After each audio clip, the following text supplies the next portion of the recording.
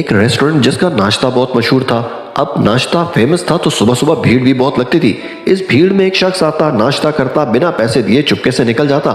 एक आदमी जो 3-4 दिनों से ये सब देख रहा था, इससे रहा नहीं गया। वो इस रेस्टोरेंट के मालिक के पास गया और बोला कि भाई, कोई रोज आता है, आपको चूना लगाकर चला जाता है और आपको पता भी नहीं चलता। तो रेस्टोरेंट के मालिक ने कहा कि ये बात बताने वाले आप पहले शख्स नहीं हैं।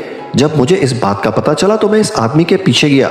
वो पास एक सिग्नल पर भीख मांगता है। ना मैंने इसकी बेइज्जती की, ना डांटा, ना कुछ बोला।